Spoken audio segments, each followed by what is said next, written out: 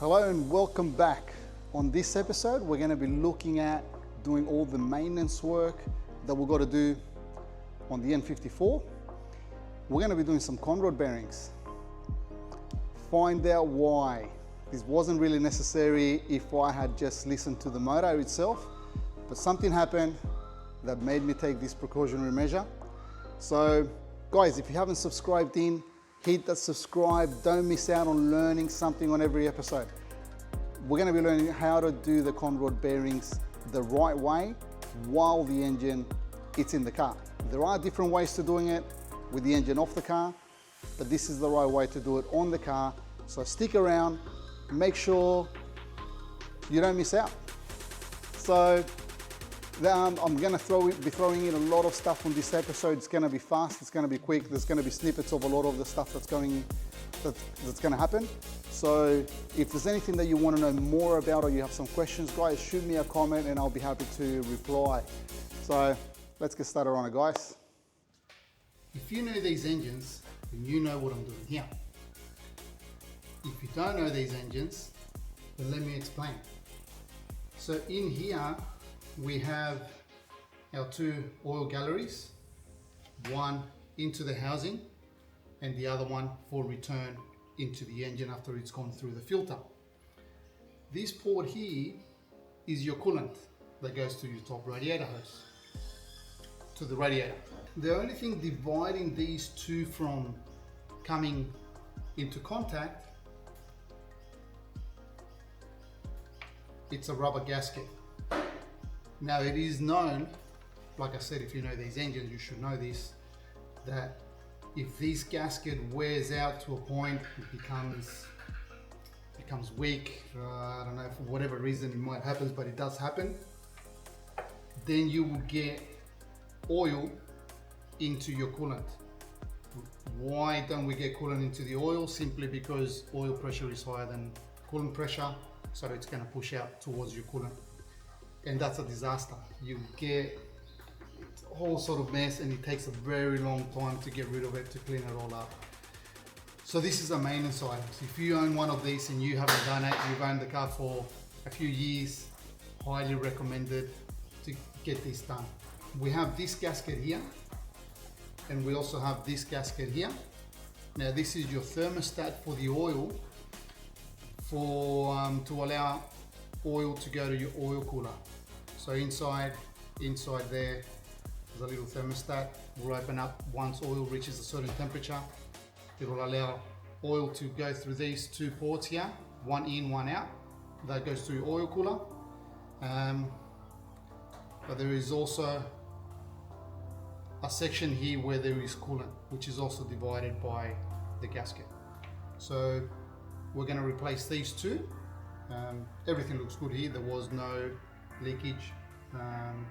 So like I said, put some preventative maintenance.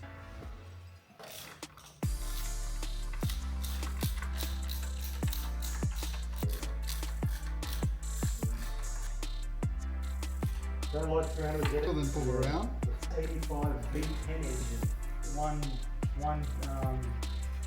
One in St. Leonard's. So if it's correct.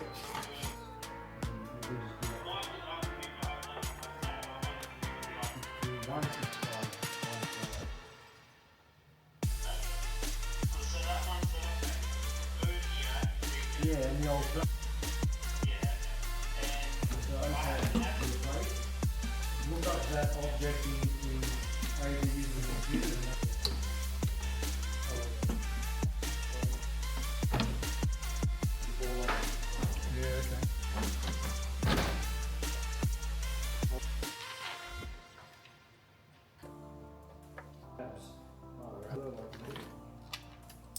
A bit of act.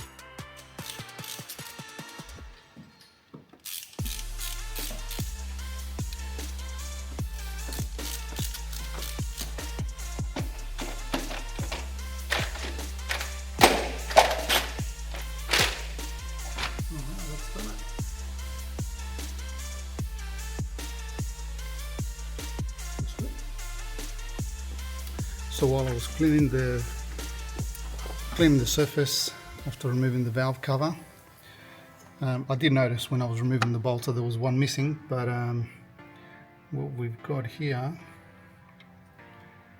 is a broken bolt in the cylinder head. And if there's one thing that BMW is known for, is leaking valve covers. So we don't want to encourage it in any way. So we're going to attempt to pull that out. Hopefully that broke while it was being tightened up. That means it should come out pretty easy. If it broke while taking it out, it means that it was seized in there, which means it's going to be a lot harder to pull out.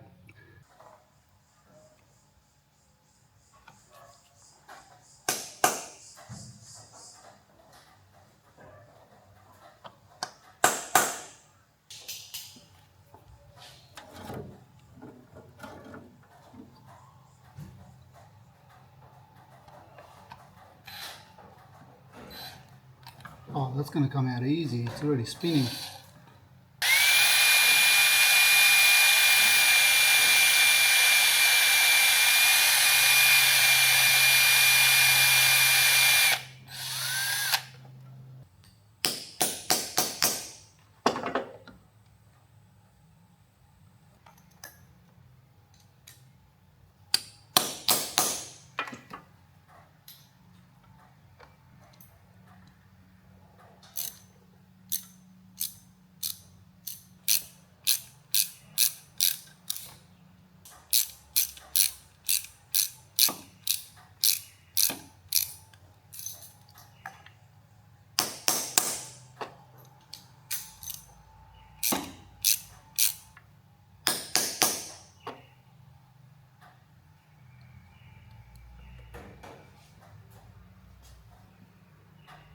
There it is.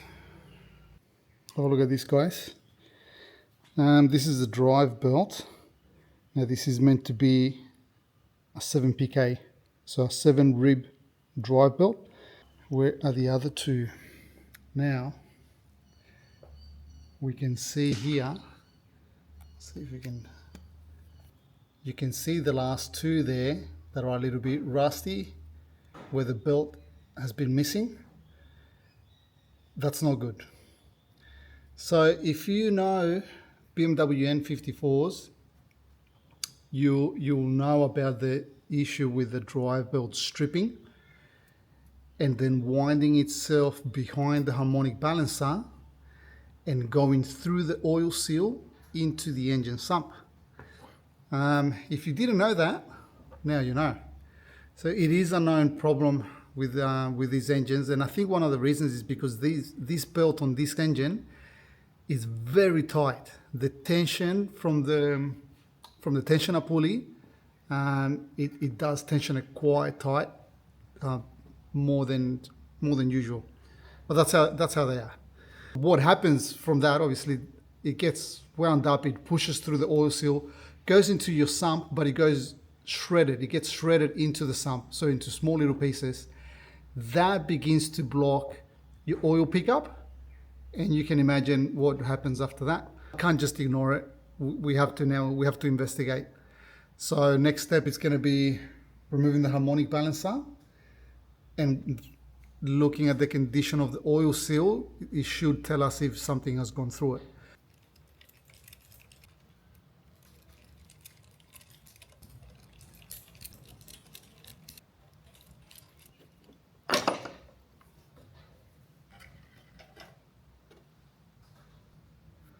Okay, that does not look good.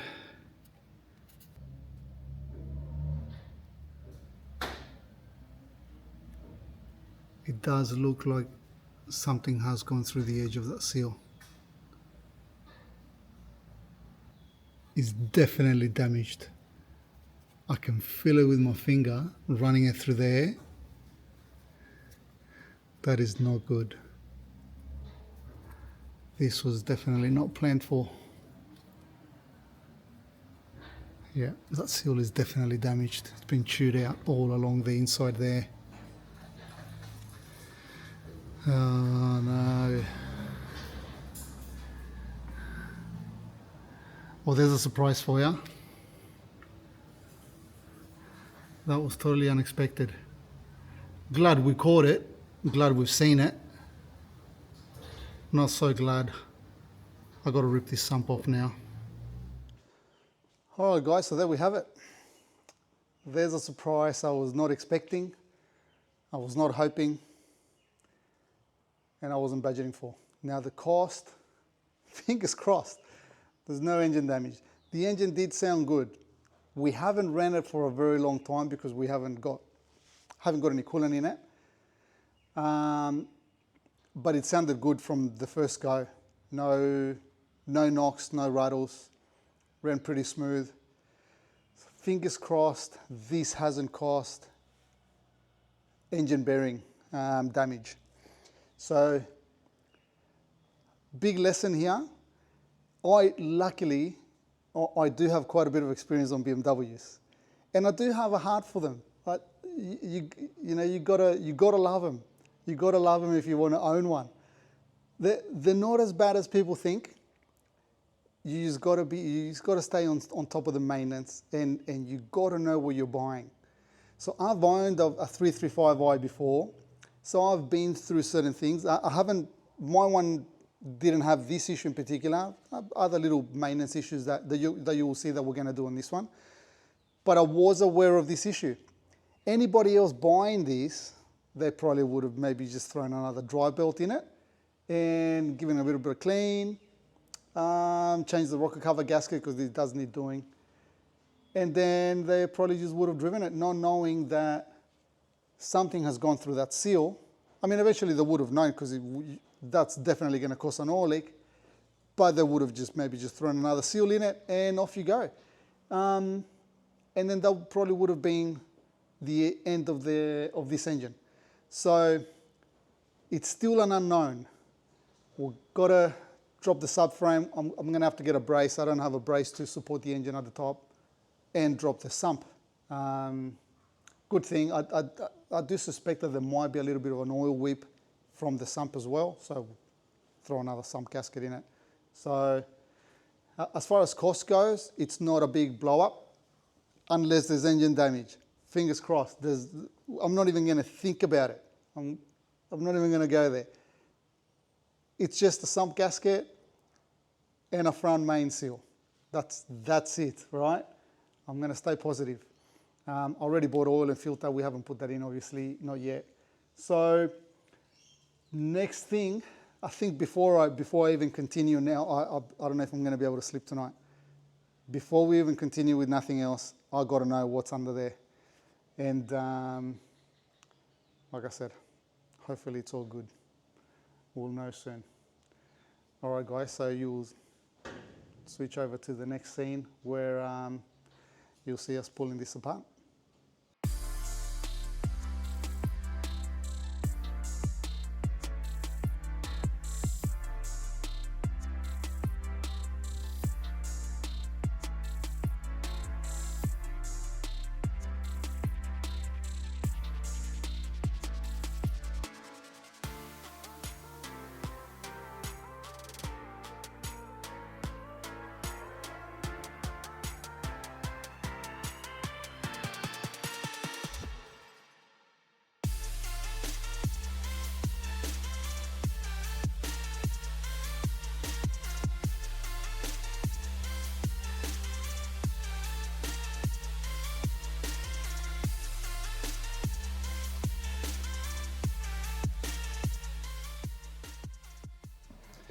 All right, guys, we're back at it. New day. I did get some good sleep. I did say it's a bit of an unknown now what we're going to face. So we've got the engine brace sitting up the top, holding the engine, and we're going to start tackling.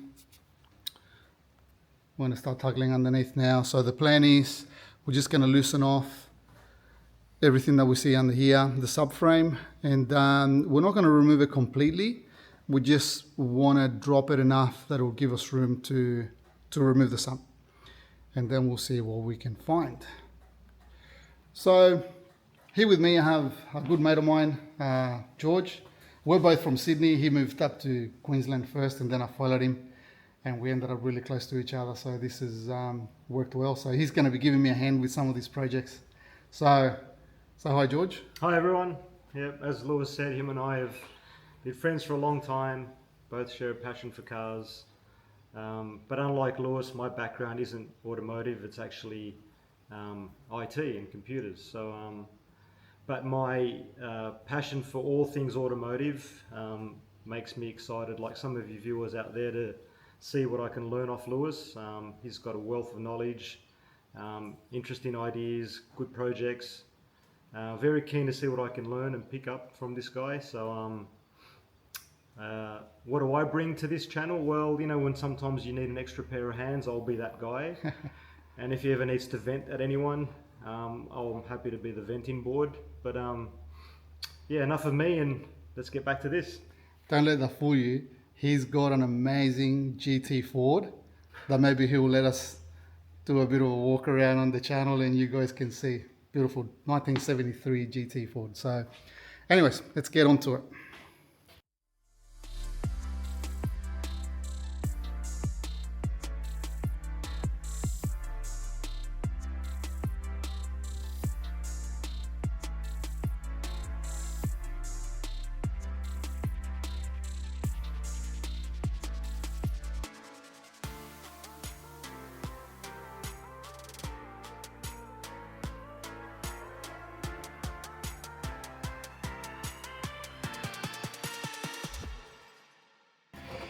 Alright guys, the sump is off. Still got some oil sitting there. So what we're checking for,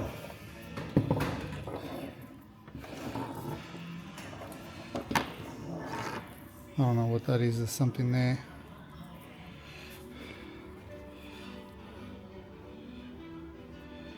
Yeah, so this feels, that feels like dry belt there, feels rubbery. There's a few little pieces scattered. A few little pieces scattered everywhere. I dare say there's going to be... Oh no, that feels pretty clean in there. Oh yeah, here we go.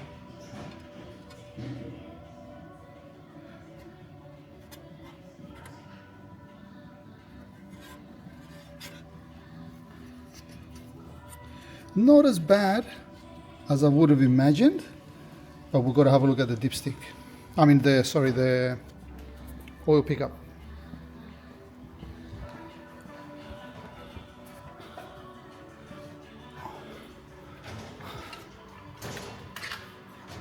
Okay. Oh, beautiful. It's nice and clean in there. That is spotless. That's great news. So I have actually seen one of these fail where the belt has gone in and the oil pickup is completely blocked, and that engine came in obviously for a bottom end knock, and yeah, we found out that the dry belt had been chewed out. We looked inside here, there was a lot of debris inside the sump, and the oil pickup was completely blocked, so we knew that that had done some bearings. So that looks very clean inside there. That's great news. And the engine did sound good, so pretty confident that it's saved. We don't have any dramas there. So although we didn't find any nasty surprises when we removed the sump, due to the belt being chewed into through the main seal into the sump, we were lucky. There were only some very small pieces in there. The oil pickup wasn't blocked, so there were no issues that I think could have arisen from that.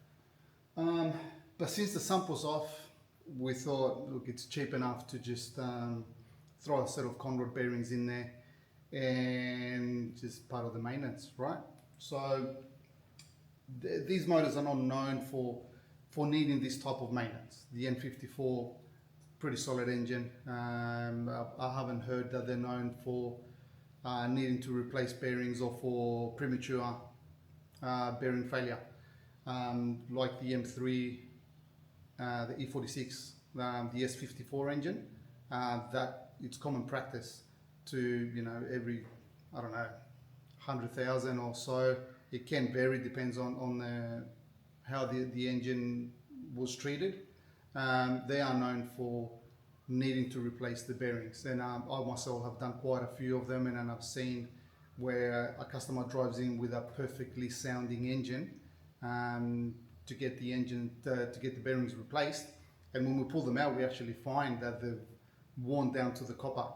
So even though they sound good, it wouldn't have had much life left in them. Same as the E90, E92 M3s with the V8, the S65. That is very common as well. I've done a few of them. They're probably worse than the S54, to be honest. But I haven't heard any of that with the N54. But since it's such a cheap item and the sump was already off, you know what, I ordered a set of bearings, took a couple of days, gave myself a bit of time to work on the other things that we needed to do engine-wise. And we got the new bearings, just ordered a set of standard replacement ACL race bearings.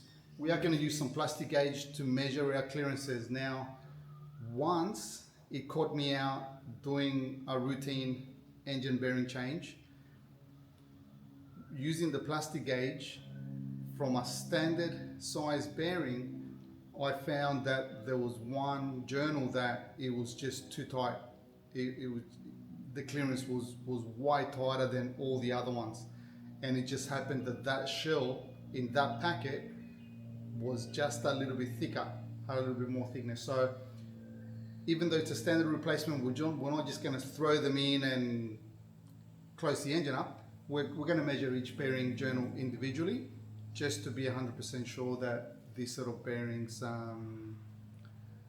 they're all equal thicknesses, and we don't have any drama. So these type of conrods, these are snap type. So I don't know if you can see, these don't require a dowel to locate onto the mating half. They do go one way. You cannot interchange them with other conrods. Alright guys, so here we are doing the first one, which is cylinder number 6, and we're using the plastic gauge. Okay, so the plastic gauge is just, it's a little tool that we use. It comes in a little strip of cardboard packet, and it's literally that little hairline there, which is made of a special plastic that will squash flat when the bearing cap is bolted onto the conrod. So you got to do this up to your torque spec, whatever engine. They're all roughly close to the same, but obviously stick to the specifications. So you torque it up, and then that little string there is going to squash flat like you see here. Now that leaves a trace across the bearing cap that we then measure with the same packet.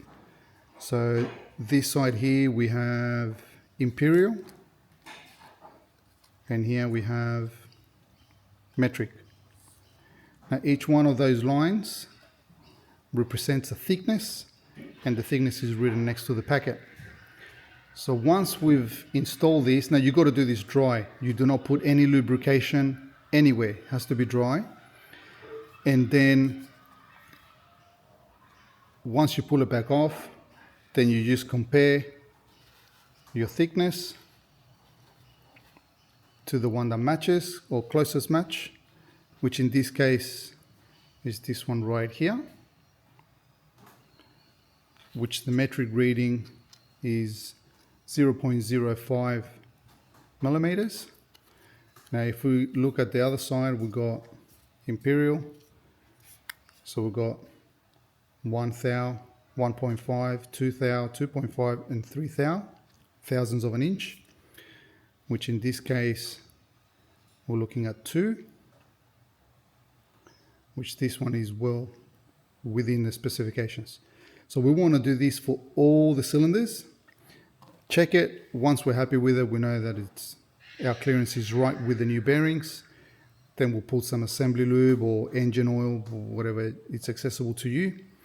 And then we can do the final assembly of that conrod. Okay, so we're going to do this another 5 times.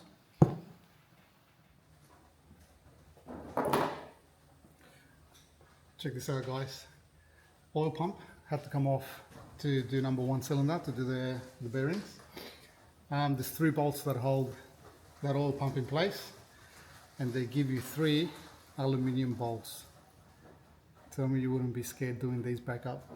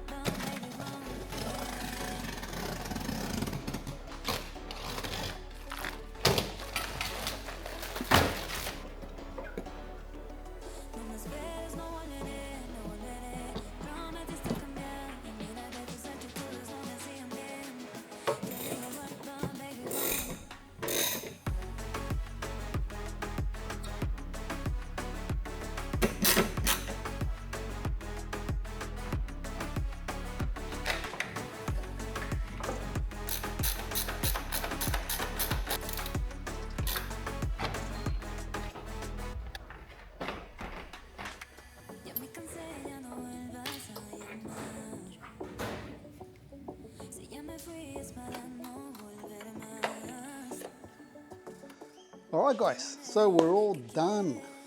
Doesn't it look much better with the factory airbox, proper intake, and all the trim panels as they should be? I'm much happier with this. So yeah, everything went to plan. There were no other major surprises aside from what you just saw.